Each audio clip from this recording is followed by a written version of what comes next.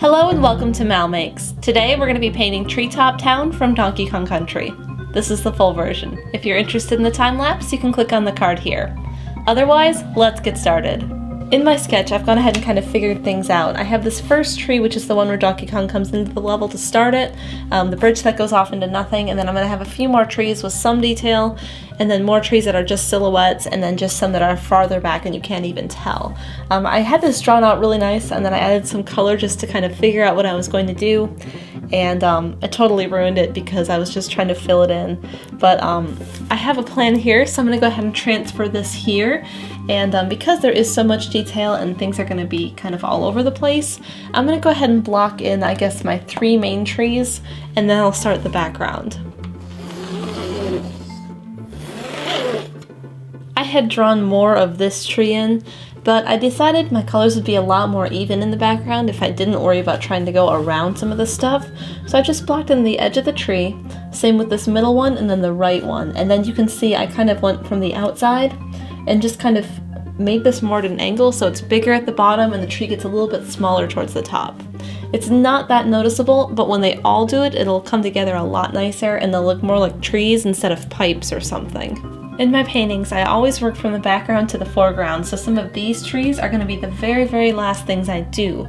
So I need to kind of work back here first. And the furthest back thing is kind of this light blue teal color. So I mixed this up, and I'm just going to go ahead and kind of fill it in as a base coat. And then I'm going to make it darker and darker with more of my Cyan and Jenkins green to kind of fill in these other trees that are just kind of shadows on top of this.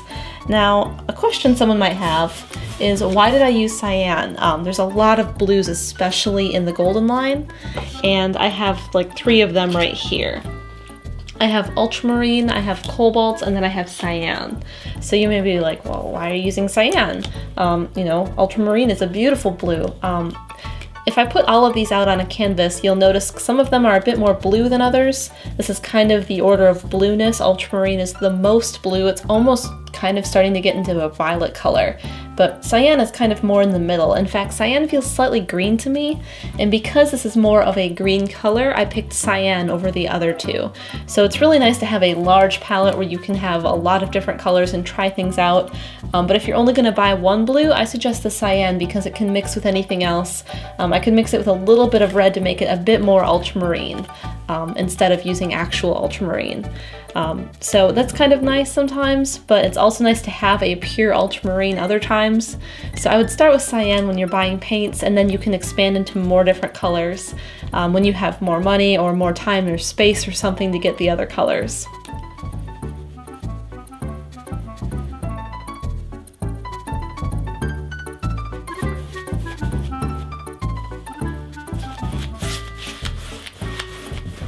Another question I get asked pretty frequently is like how I do the sides and the bottom and the top. I do it as I paint, and you can kind of see that in the video, especially normally in the left edge.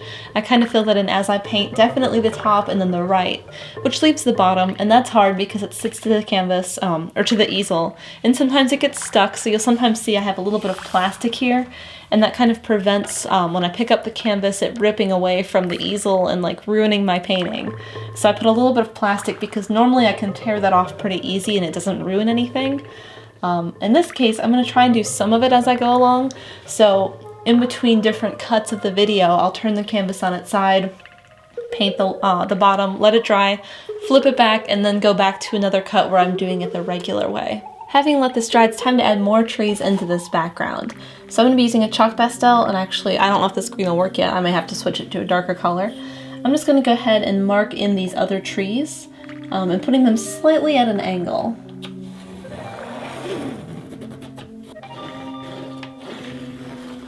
When I'm painting these trees, I've mixed up the same color but just slightly darker, and then I'm going to go ahead and fill them in. So let's start with maybe this one. So I'm just going to go right to the edge of my chalk lines and fill this tree in. And my goal is to do this color, a slightly darker color, and then probably even a black on top of that, or maybe another one of these dark ones before I go to black. Just so I have a lot of variation in color. So there's like a difference between what's far away and what's close up. Now when I start to get to the bottom of this, you can see I kind of stop my line here. I'm just going to kind of dry brush that downwards so it fades out. And then I still have this background color on my palette. And then I'm just going to kind of do a little bit of clouds to cover the bottom so it's kind of misty on the bottom. So like I said, I'm just going to go ahead and fill the rest of this tree in, feather it at the bottom, and then just kind of recover it with some of this background color.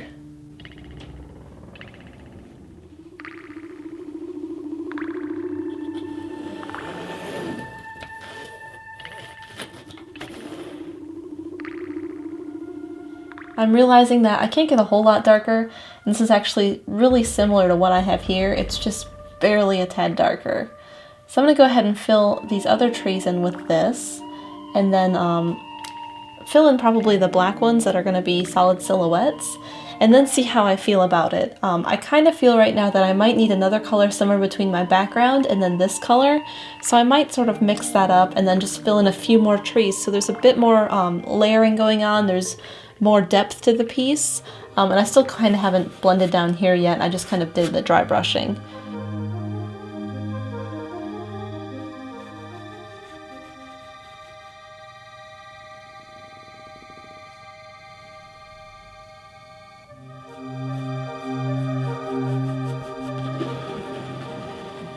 I mixed up another darker color for more trees, but I'm kind of scared to put it down because I'm not sure where they need to go yet, so I kind of took my pencil and filled in the ones that are going to be super dark, and that didn't help me realize what I'm trying to do anyway, so I mixed up my dark color, which is just my Cyan with Jenkins green with more Mars black.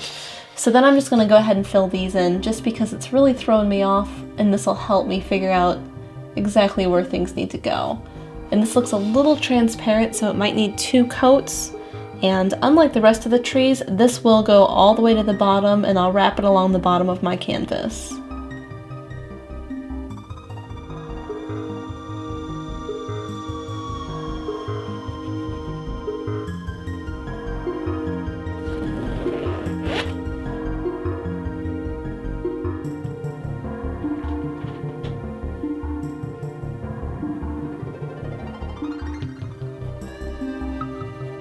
The last thing to mark in is these 3 trees. So I took a chalk pastel pencil and went ahead and drew in these lines because I painted over them earlier. And then I mixed up a new color. This is a dark brown. It's burnt sienna, cyan, and then a little bit of Mars black. So I'm just going to go ahead and refill these 3 trees in before I do anything else.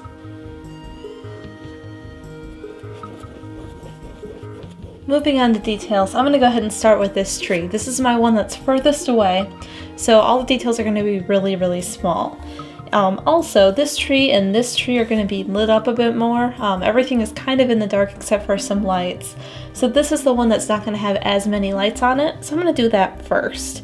And the first thing I'm going to do is grab a little bit of Mars black on my paintbrush. And the technique I'm going to use on this is very similar to how I did Wispy Woods for that Kirby painting. I'm just taking my paintbrush and drawing long, long lines for bark. And I'm going to have them be a bit darker, kind of towards the left and the right, and a bit lighter in the middle. Well, this tree's going to be a little bit different, but that's how the other ones are going to go.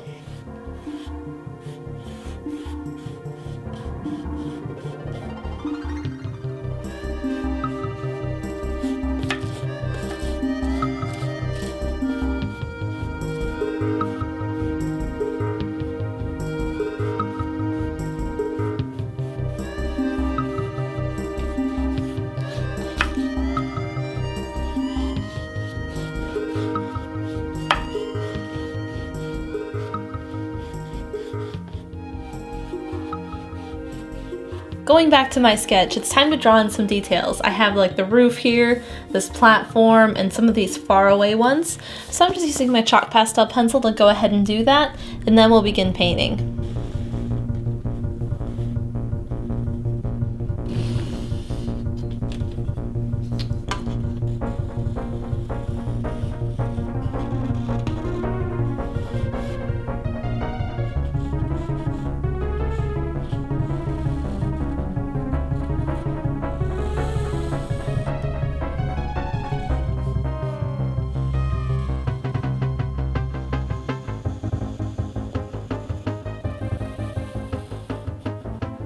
I've drawn almost everything in. There's a few more little details I want to do yet, but I kind of want to start to get this stuff in so it's cemented and permanent as opposed to this washable chalk that I can accidentally erase.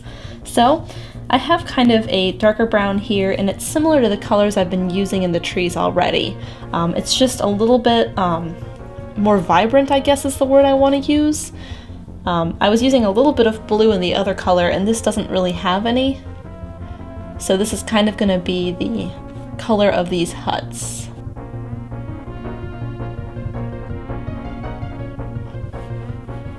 Now I'm going to add some value and detail to this. So I'm just going to grab a little bit of plain burnt sienna and kind of give it a little bit of a highlight here.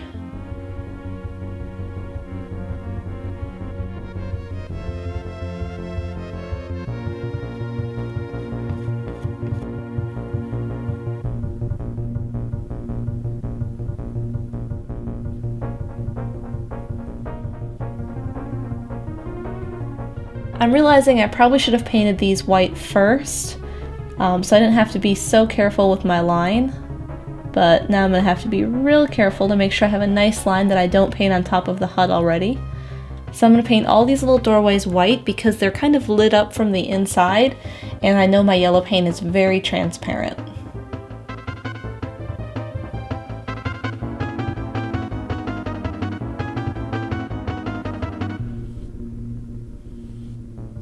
I warmed up the huts a little bit with a bit of orange, kind of as just a wash over it, but now I'm going to move on to the roofs, and I'm going to use the same brown I had for the hut part, for the walls, and just kind of block this in, just so I have a solid base, because some of this blue over here, that's going to really throw me off, and it's going to be hard to layer with what my plan is. So I'm going to go ahead and give this a base first, and then give it some texture.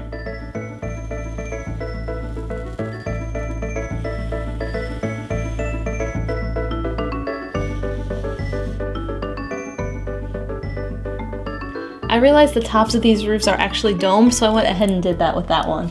So now I'm just going to go ahead and fill the others in and make those domed also.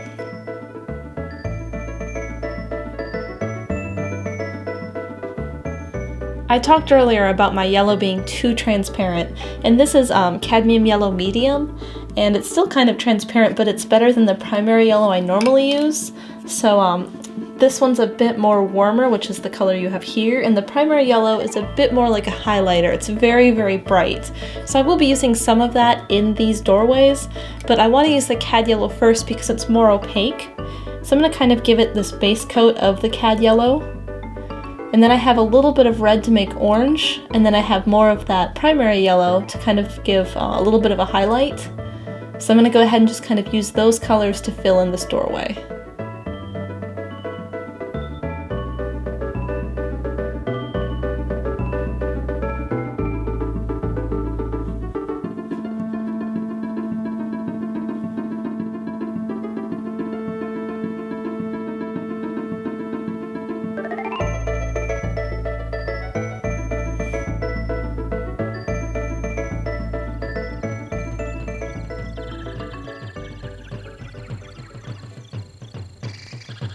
Moving back to the roofs, I'm going to do a similar technique to the one I used for the bark, except instead of random like swatches of color, they're going to kind of follow a path and then stop. So I'm going to start with my dark color, which is black, and just kind of fill these in. Actually, I think I might start at the bottom of each spot because I want it to be a bit bigger there, and then come up to nothing.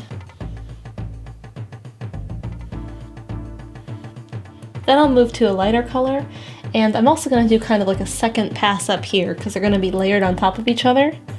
So my next color, I'm going to do the same thing. Just kind of set it down and pull up.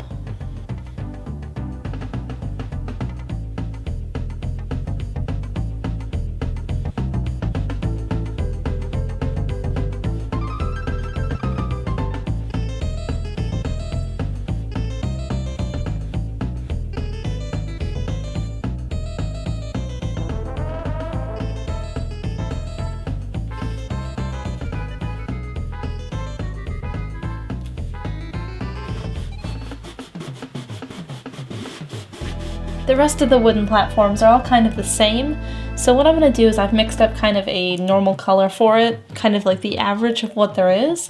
Then I'm going to paint everything that just so I have a good base, and then I'll start adding detail and value like I've been doing.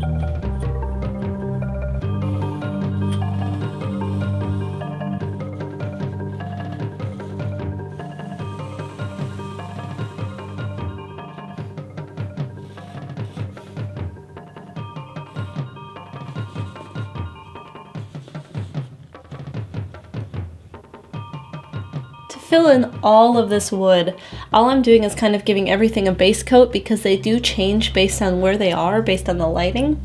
So I'm giving it a base coat based on what it should be. And then I'm taking some of my other colors, like this is just some burnt sienna, and just filling in some detail, like the grain on this wood. So I might use some of that, I might bring in some yellow to lighten it up, or some white, and maybe even some black in some of the darker parts of the grain.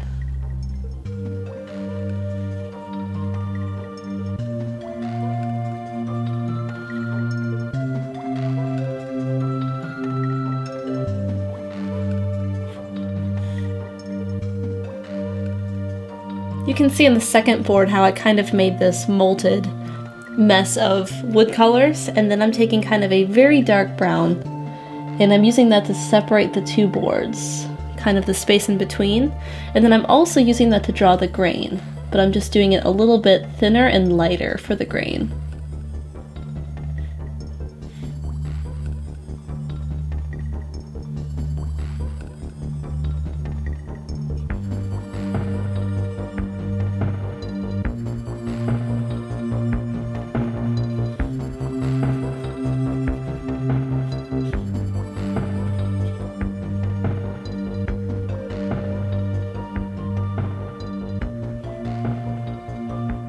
Now that that first platform is done, you can kind of see where my lights and my darks ended up. I kind of did a little bit of a shadow along here and then made this part darker, but essentially there's light coming from inside this, so it's kind of casting this bright spot right here. So that's why I filled that in there.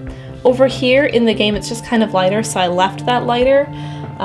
It might be a little bit too light, so I might darken that up at some point, but I'm really happy with the texture and how it turned out. So the next thing I'm going to do is work on these two railings. I'm going to stop this one right here and kind of just skip this part for now. But I already filled it in a little bit dark, so I'm going to add a little bit more value to that, and then I'm going to bring in the vertical bars and then the supports down here, just because there's so much in shadow kind of underneath everything else. I'm just going to give them a silhouette and kind of paint them a dark brown, just so you can tell the difference between them and then this dark black tree back here.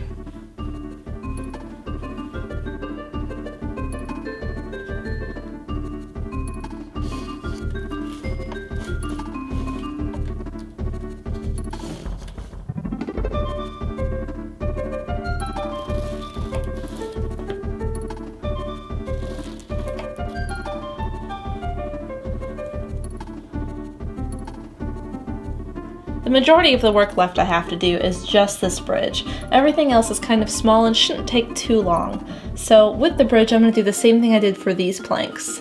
There's going to be a bit of a highlight here still from the window. There's going to be a couple dark ones, and then they're going to just kind of change as they go through towards the right. So just like these ones, I'm going to go ahead and kind of give them a base. Thankfully, they're not next to each other, so I don't have to worry about forgetting where my lines are between them, so I can just go ahead and paint them all solid, or with their values, let that dry, and then go ahead and do the grain detail on top.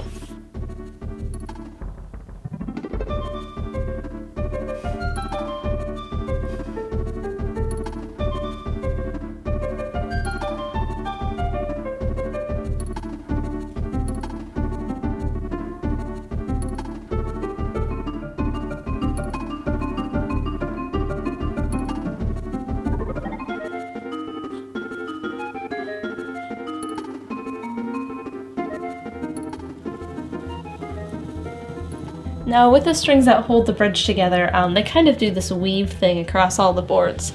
So I'm going to go ahead and fill it in with a liquid black first, just to make sure I have the lines right, and then I'm going to add just a little bit of value on top.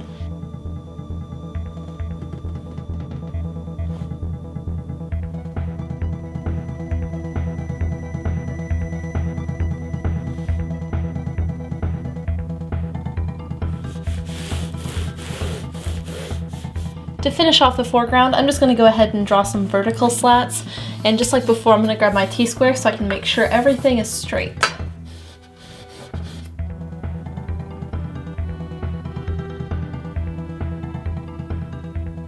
Mostly the rest of the details, besides maybe the canopy and the barrel and some of this stuff over here, are going to be done the same way that all of this has been done, where I lay down a color, add some value, and then a bit of texture, except on these they're a lot smaller, and especially these far away ones, it's going to be pretty much impossible to see the texture on it or exactly what's going on, so it's a lot harder to do smaller work.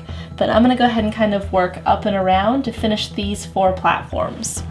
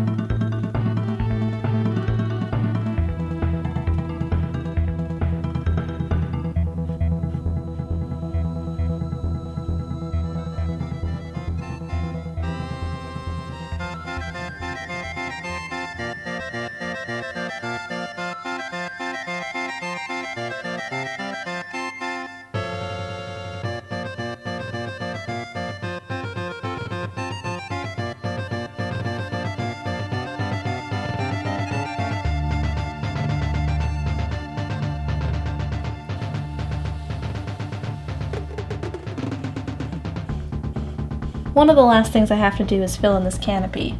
So I have some Jenkins green with some gray, and then I'm going to add a little bit of brown to it because it kind of feels out of place being so green, and then I'll be using some black to bring in shadows.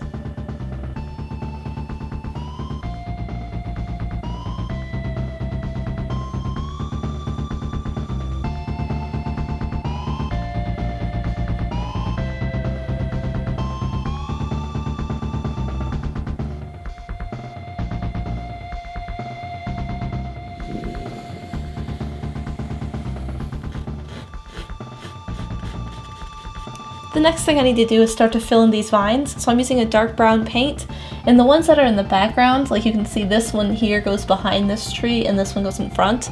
The ones that are further away are going to be thinner, so I'm just trying to keep my brush strokes light and itty bitty for the far away ones.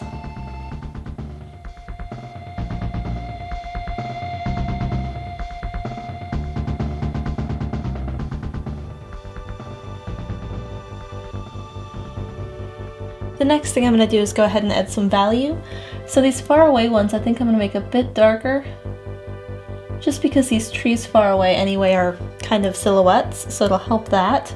And the close-up ones I'm just going to give some like streaks and texture to that bark. For the moss, I'm not quite sure what I'm going to do yet. I'm thinking I might kind of make it like this, where it's slightly green, but it's pretty dark. But I'm not really liking the placement of some of them now, so I may have to move that.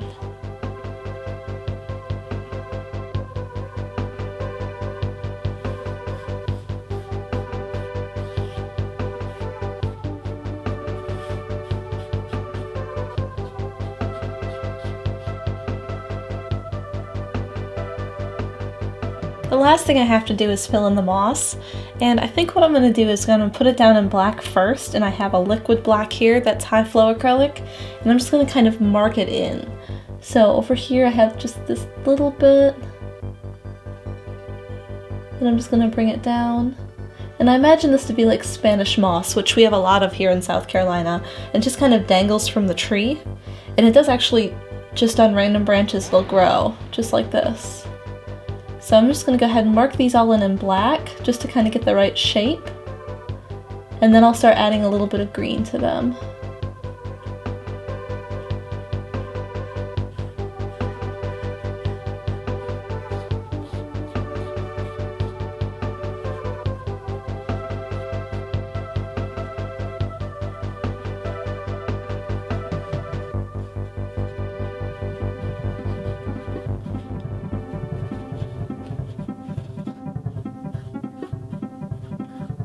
And we're done! We have Treetop Town from Donkey Kong Country. If you're interested in this piece, you could buy a print or a poster or bid on this original canvas. There's links down below. Also, consider supporting me on Patreon. You can find out more at supportmal.com. Thank you so much for watching. Don't forget to subscribe so you don't miss future episodes of MalMakes, and I'll see you again here for another video game painting.